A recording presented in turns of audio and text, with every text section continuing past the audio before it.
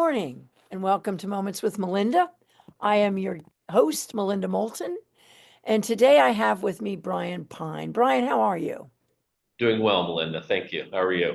Thank you so much for being on my show. Let me tell my viewers a little bit about you because you and I go way back. I think we go back almost 40 years, which would make us in our 30s. Long time ago. Well, not you. You would have been in your early 20s. But anyway, let me tell my viewers about you. Okay, so Brian Pine is the Director of Community and Economic Development for the city of Burlington. For 18 years, Brian was the Assistant Director for Housing and Neighborhood Revitalization in CEDO. He also worked as a senior consultant at VEIC, the Vermont Energy Investment Corps, and started his own consulting firm, Pine Consulting, that assists nonprofit and public sector organizations with project planning, financing, and development.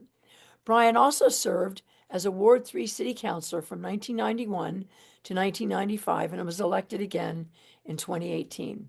How's that? Excellent. Did I miss anything? You've covered the most of it. No, I think I missed one of the most important things, and that's that you are married to Liz Curry. That is true. I would not want to minimize that fact. That is an important fact in who I am. And that, Absolutely. and that is one great woman who's been by your side for a long time. So let's start at the beginning, Brian. Can you talk to us a little bit about where you were born and your childhood? Sure. I was born in a small town in the Catskills called New Paltz, which is known by many as the home of the Shwangunks, which is also called the Gunks for rock climbers, but also has some level of notoriety as a SUNY New Paltz has been in operation, started originally as a teacher's college in the 1800s. And my family's arrival in New Paltz, we think, was either right around the late 1700s.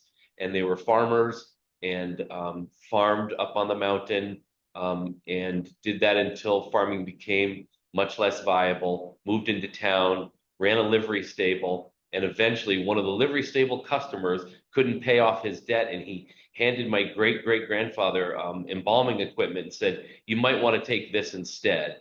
And so we went into the funeral business in 1892, and it lasted until 1993 was my family business. I grew up at the funeral home, literally. It was in my backyard. I lived in the house that my great-grandfather built, and my grandmother and my great-grandmother and my uncle lived next door. So we had this huge extended family and compound that was central to the village of New Paltz. So I felt like I was a product of being part of the fabric of that community in a unique way because of the funeral home presence meant that virtually every family at some point was going to end up coming to the Pines. And they were often very sad moments, but the role of being in that position in a small town meant a great deal to the members of my family. I witnessed it. I felt it. I saw the sadness on my grandmother's face when she had to deal with all the grief of community members. And it's had a everlasting effect on who I am. That's fascinating. Absolutely, and a perspective on death as well. But that made you and your family pretty much the center of community life in your town, which really explains a lot about how you are the center of the community in Burlington, Vermont. Yeah, what we didn't know is that my father's grandfather, so V.T. Pine, Vanderlyn Thomas Pine, was a very involved politician, and this is a different type of republicanism because he started a town welfare program during the Depression because he saw people around him were struggling. And in fact, his brother, Austin James Pine, had moved off to Mobile, Alabama, and he was struggling so badly that he would send occasionally a piece of string to represent his waist shrinking basically from hunger, his own brother. And so my great grandfather created a town welfare program in a time when folks were really struggling to make ends meet and just take care of their basic needs. And so it was a time when republicanism meant something very different. And they were also from a Quaker background, so they had they just had a simple life. Even they were doing decently well in the village. They lived a simple life among their neighbors, and attended to the needs of families when they were going through a very difficult time. I should mention both my parents my dad was a professor. He had gone to Dartmouth and ended up finishing at NYU as for his PhD in sociology. My mother, when my parents split up, was back at college at Goddard actually, and she was doing a Goddard program where she went up for a week every semester. It was the adult degree program, and she got her teaching certificate and then went on to get 2 master's degrees and taught for 35 years in the public schools in that area. So that's my. That is fascinating. Thank you so much for sharing that with us. So, who do you think was your greatest inspiration and who guided you in their own life to get into public service? Well, in so many ways, my grandmother was my greatest inspiration, really. She was my rock. She was my person. I would go and sit on her back porch. It was screened in, and we would spend lots of summers just visiting with each other. And I just gathered so much from her. And she's a remarkable person. I could tell, we could talk the whole show about that. It'd be very Well, interesting. anyways, But that's so good to know. I would say that she just instilled in me and my brothers, and I believe my stepsisters as well, who showed up about 10 years later from the time I was born, and instilled in us just a deep, deep kindness and respect for people that is just the way you're supposed to be. It's just a natural thing. It was so easy and natural. I think it comes naturally because you get so much benefit from it, which she used to say, the kinder you are, the kinder the world will be to you. And that was just, yeah, kind of pretty amazing. That's so true, Brian. Well, that explains a lot about your disposition. So, what brought you to Vermont? University of Vermont. I didn't really know exactly what I wanted to study, although I knew I needed to be here. So I was fortunate to go to a boarding school in Lake Placid, and it was close enough to Burlington that we would come over for school events. We'd come to concerts now and then, and I knew that this is where I had to be. I just had a real feeling. So I applied to only 2 schools, UVM and St. Michael's College. I'm coming to Burlington no matter what. It's just a question of which school will have me. Oh my God. Well, I'm glad. Well, I'm glad you came here because you've done so much for the city. So talk to us, Brian, a little bit about your early days in the Bernie administration back in the 1970s and your work with some of the great folks that came out of that movement. I arrived in 1981, and Bernie had just been elected in March, and I arrived that August. I didn't have any sense of how important and how much of a movement was beginning to form in Burlington. That Bernie was, the primary rallying force around that movement until just a few months into my time at the University of Vermont, it became obvious that the students who were activists in the areas of political activism that I was most attracted to were all very engaged with local politics. And I understood the national and the international stuff. I didn't know that at the local level, you could have elected leaders who actually really cared about these issues of social and economic and environmental justice. And they were implementing ideas. They were actually doing the work at the local level. So I got very involved in door-to-door campaigning on campus for Bernie in '82. Probably was my first campaign. I became a notary public, and I went around and registered dozens and dozens of students with friends, and it became a key part of that coalition that coalesced around Bernie's vision for a more just society. And we were able to, that slogan, it always said, think globally, act locally. Well, we could actually do that in Burlington, and we can actually get stuff done.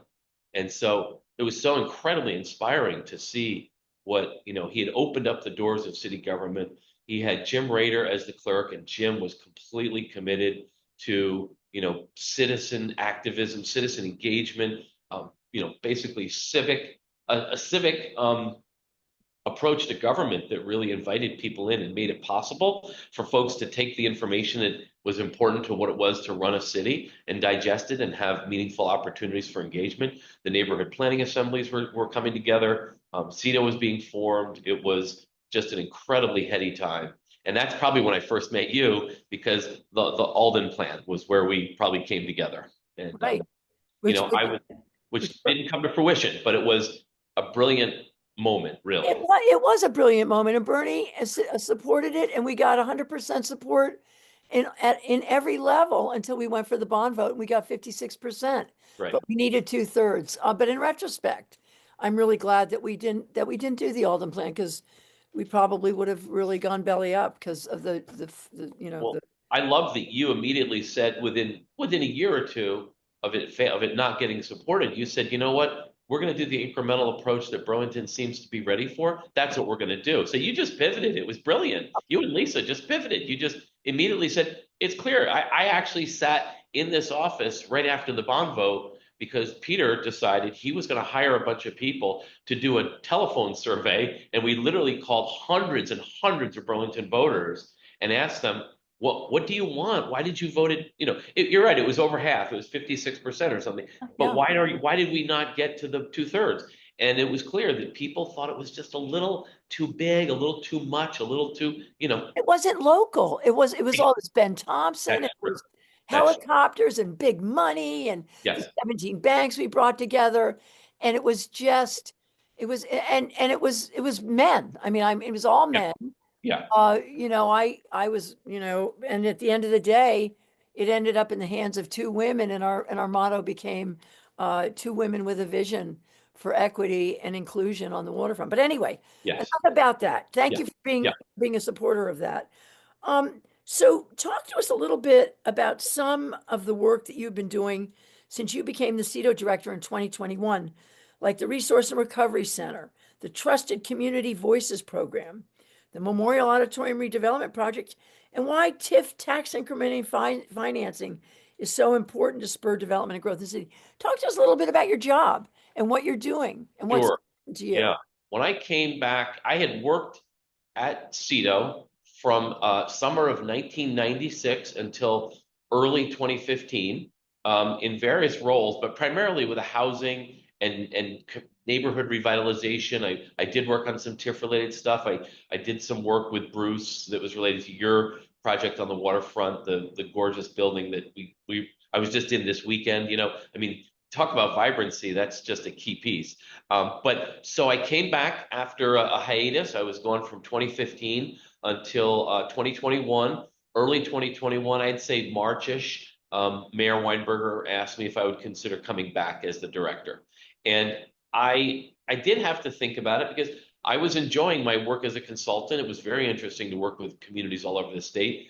But I also had to acknowledge this is the work I really need to do and want to do. Feel incredible passion. Feel like we were coming out of COVID, but it was going to be a slow, gradual recovery process.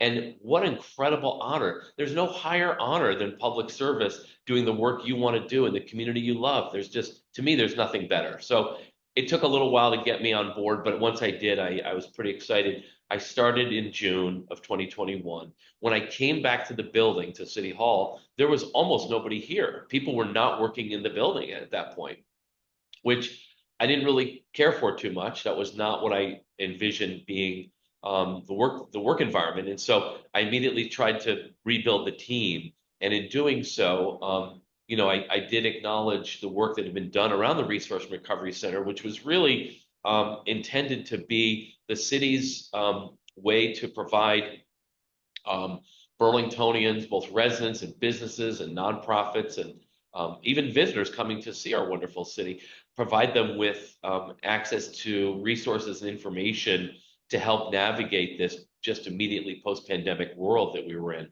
And the Trusted Community Voices, bringing together representatives from immigrant and refugee communities to not only give them the information, but to have them provide. It was a two-way exchange. It was not just a one-way street. And so the Trusted Community Voices became a flagship program of our department. We also ended up taking on a much more robust role with respect to homelessness. And we brought on a person whose job it was to work on homelessness, which was the first time we had a dedicated staff person. And bringing on Sarah Russell in 2022, that was a very significant moment. And I think people will look back and realize that if we had not done that, people have said, well, you created this effort to end homelessness, and look, we've only gotten a bigger problem. Well, if we had not done that, things would be so much worse. So I think it's really important to remember, we took the city property on Elmwood Avenue, just north of the federal building and the post office. We converted a parking lot into shelter for 35 households or individuals mostly, because they're not families living there, it's individuals. And it has been a model that has led to permanent housing for over 25 people have moved on from that shelter in the 3 years since we've been operating. Actually, it's only 2 years since we've been operating. Um, and so those are the types of efforts. Now, with our downtown, we had, at the time when I arrived, there was a lawsuit between Don Sinnix and the city, and there was no progress. There was no construction happening. We had nothing going except litigation, basically. We brought in basically a development consultant to work with the city and to work with Don Sinnix and his group. And eventually we led to not just a resolution to the litigation and a settlement, but the sale of the project to local people who had passion. They had the resources, they had the vision. They were so committed. Dave Farrington, Scott Ireland, Al Senecal, and their project manager, Patrick O'Brien, it's a dream team as far as getting something done. And so we went from a stalled project, which was threatening to really hamstring our downtown and our recovery, to a really successful development team that's pulling it off. And they're going to open up this summer, the first phase of the project. So without, though, I would say the TIF project in that case it was essential in order to reclaim those streets, in order to reconnect our streets, which were closed off during urban renewal. And that was a very painful piece of our history, which you're going to cover in your future endeavor with the Culture and History Museum. I'm sure we'll cover what we did to our own community as a community in an effort to do something positive, though. I really think it's important to acknowledge we thought at the time that was what we needed. And in hindsight, it was some huge mistakes were made in urban renewal, displacing whole groups of people. And so reconnecting those streets isn't just about making a development that's commercially viable for City Place to happen, but it's really healing that damage and that harm that was caused in the 60s when we tore down an entire neighborhood and rebuilt it with a mall. Here. So And, I think and also UDAG money. I mean, there was all that urban yes, development grant money that was yes, flowing into cities, and they just did some really terrible things with it. that's right. That's right. Yeah. So let's move on to talking about the state of Burlington. And as you know, I've written a couple of commentaries for Digger about this and telling people to come on, get down to Burlington and support our Queen City. But talk to us a little bit about why it's important for folks to shop, eat, and recreate in the Queen City, and focus a bit on some of the issues that are facing the city, which have had an effect on people wanting to come downtown. And let's get this out there, Brian. Sure. I think the important piece to remember is that the vast majority of downtown businesses are locally owned businesses. People often think that we have a lot of chains downtown. We have a very small number of, and in matter of fact, some of the chains are locally owned chains if we have chains. So there's a huge benefit to circulating your dollars in your community. I think it's fairly well understood. It's certainly well proven that when you support local, it supports a more healthy, vibrant community. It supports those families that are relying on those businesses, and the workers who work in those jobs are, certainly able to survive and get by and recirculate that money in the economy. So there's a huge multiplier benefit of supporting local. Obviously, if we support local in our downtown, we're going to show that there's sufficient demand. Well, we never, for many years, for almost 30 years, we didn't have a hardware store until City Hardware showed up. And I believe that the new City Place development will bring enough people and enough activity that places like hardware stores will have, a more firm footing in our downtown. And once you have more people downtown living and visiting, you have the sort of, the cycle or the multiplier effect of increased activity and increased vitality. If you look at when you have big events downtown, the issues that are struggling for people who are struggling with mental health issues and with substance use disorder and with chronic homelessness, those issues will continue to be issues we have to deal with. But when you have a preponderance of folks downtown and you kind of dilute and mix things up a bit, and you have people from different backgrounds frequenting the downtown, you can't help but notice that it's very different when there's something, going on downtown. Like when the eclipse happened, downtown Burlington was incredibly exciting place to be. It was it was really, you could almost feel the excitement to be downtown. Well, that's why events are important. That's And right. you also have city markets. So to my viewers, I'm going to, and Brian and I want you to know this. Go to Burlington. All those restaurants are owned by Vermonters, and they're people who work there are Vermonters. And Church Street is vibrant, and the waterfront's vibrant. And come on back to Burlington because we need you. We need you to embrace the city, and come on down. Now, another issue I know that's come up recently, Brian, is the infrastructure and the street closures and detours. The Main Street project, is underway until the end of November 2026. But this work is important. And I want my viewers to understand this because this is an upgrade of a system that is 100 years old. And we're getting all this infrastructure money and it's going into the city. And it's going to be great when it's done. But talk to us a little bit about that, Brian. Sure.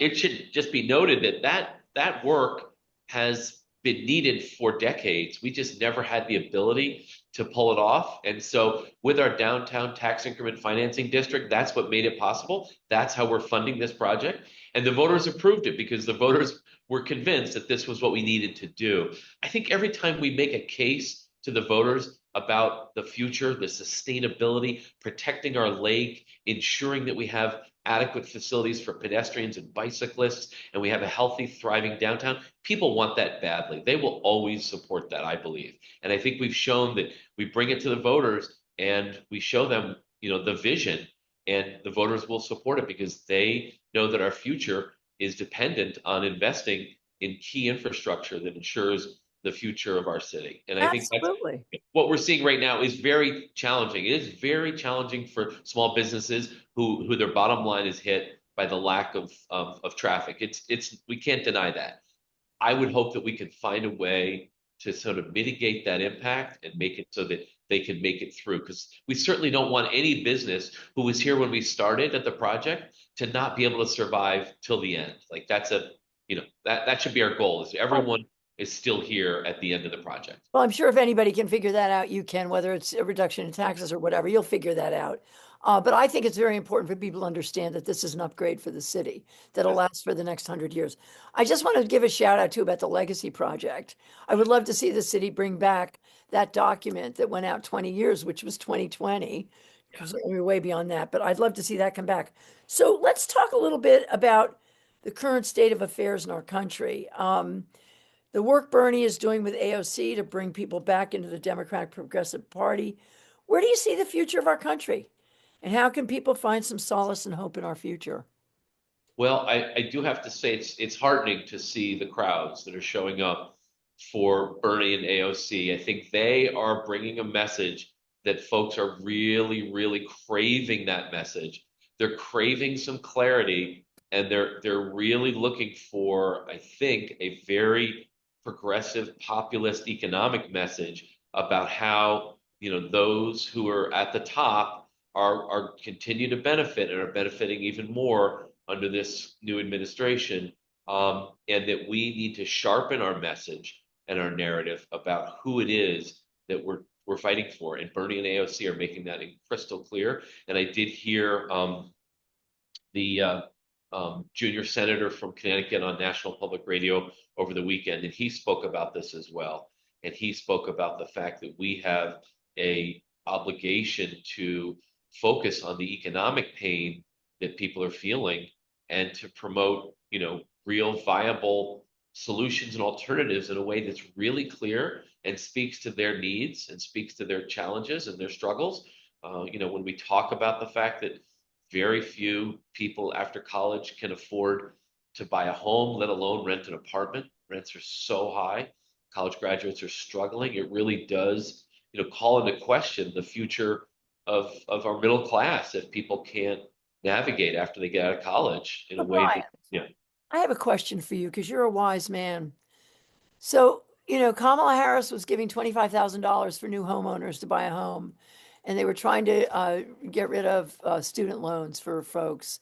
I mean, the Democratic Progressive Party is all about taking care of people and making sure that people have a high level of success and comfort in their lives. But we we didn't win. We didn't win. So where do you see our country going? Do you feel like there's going to be a turn, and are we going to be able to stop authoritarianism before it really gets ingrained in our country's policies? I should note, it's often forgotten, the biggest single federal form of subsidy for housing goes to homeowners through the mortgage interest deduction program, and it goes to the top. It's an increasingly valuable subsidy to those at the very top. So just note that most of our housing subsidy goes to people who already own their homes, who get to write off their mortgage interest on their taxes. So That's that's like crazy. That's crazy. that by far that dwarfs the public subsidy for things like Section 8 and rental assistance and homeless services. It dwarfs all of that. So that's a message that when you sharpen your message and you focus on the economic realities of everyday people, I think we can win all day long when we do that. But we just can't let ourselves get sidetracked, and we have to stay disciplined and focused and really go out and tell this story to people, because the media is not gonna it's not gonna happen anymore. We don't, media, as we know, I mean, we're lucky to have 7 days, but other than that, we don't have a form of We local. have, we have Vermont Digger, but Yeah, so that's very helpful. So to my viewers, ask them. I mean, let us know how they can engage your department and engage the city to learn more about these services to my viewers and how they can be helped. sure. We have in Burlington, I think, an incredible legacy of citizen engagement. Citizens expect and deserve to be involved, and we have neighborhood planning assemblies, which I feel are really potential has not been realized. And in the 42 years we've had neighborhood planning assemblies, we still have yet to realize them as the full potential for citizen involvement, grassroots citizen engagement. And we just need folks to lean in locally, because that's where it's at, and we're going to together get through this. And your office is open for people who want to come in and talk to you. I mean, you're available. Absolutely. So to my viewers, uh, just know that CEDO and that department, those folks there are there to help you. So, Yeah. you and your wife, Liz Curry, who I mentioned earlier, have been lifetime friends of the city of Burlington, and both of you have devoted your adult lives to making the city what it is today. What is the biggest problem the city of Burlington faces? And what do you think it is? Well, that's the toughest question, Melinda. I think we have this sort of tripartite scourge of mental illness, substance use disorder, houselessness, all happening in significant ways. And I think we're reeling as a community from folks feeling a sense of not quite sure what to do to turn that around. If you look back, we used to have 30 to 50 people a year, maybe, who are experiencing homelessness. We have over 300 living outside right now. That's in addition to the people living in shelters, people living in the motels. So we have not rebounded and not have figured out as a society how to deal with that issue. And until we realize housing is a human right and we actually deliver on that promise, we're going to continue to We have struggle. so failed. I mean, we've just failed. And, when they talk about all this new housing going up, I mean, they're still so expensive that people can't afford it. Well, anyway, thank you for that. So, what are your words of wisdom for our youth? We're growing up under the shadow of impending authoritarianism, planet devastation, and economic inequality. What hope can you give to them, Brian? That's a great question. I was just reminded this weekend because I saw a clip of our dear mayor Bernie in the 80s, when a national reporter, I forget, one of those talking heads at the national level in the 1980s, had Bernie on, and they asked him, "Don't you really believe that capitalism is the ultimate solution to all these problems?" And Bernie said, "No, actually, I don't. And the reason why," Bernie said, "is if we're constantly going after each other and competing for everything, we've ignored the other side of that equation, is cooperation. I think humans together can accomplish so much more than when we're constantly dog eat dog, one person for themselves. And once we realize that we have a shared destiny and we have shared interests, we can accomplish truly amazing things. And I think young people inherently know that. I think young people come into this discussion instinctively knowing that. And that's why they're always on the cutting edge of social change. Thank God for our youth. Now we have Doge eating Doge, I mean, Yeah. it's a tough time right now. So Brian, I just want to thank you so much for the years, for the 40 some years that you have been in the city, really making some incredible changes with all your cohorts. And I want to just thank you for your service to the city. You are a remarkable man, and I'm honored to call you my friend. Thank you. Thank you, Melinda. I'm grateful to be part of your circle. And as I like to say, we're part of the conspiracy of goodwill. Yes, we are, and we will be until the end of our days. Yes. And to my viewers, I want to thank you for joining me and to let you know that I will see you shortly. Thank you and have a great day. Bye-bye.